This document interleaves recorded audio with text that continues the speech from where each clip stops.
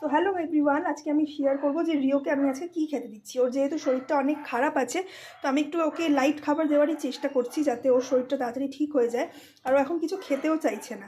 তো ফার্স্টে আমি যেটা করেছি, আজকে একটুখানি জলের মধ্যে একটুখানি ভাত নিয়ে নিয়েছি, রাইসটাকে সুন্দর করে বয়েল করে ওর মধ্যে একটু হলুদ, তার সাথে এক পিস বড় চিকেন আর একটুখানি ডিমটাকে ফাটিয়ে নিয়েছি। ওটাকে সেদ্ধ করে নেওয়ার পরে নামিয়ে নিয়েছি। আর এরকম একটা আকার তৈরি হয়েছে, এটা হচ্ছে দেখো ডিম।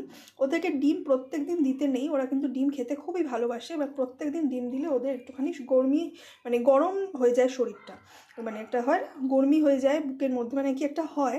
তো ওদেরকে এভরিডে ডিম দিতে নেই, একটুখানি ধরো মাসে একবার কি মাসে দুবার কি সপ্তাহে একবার এরকমভাবে দিতে হয়।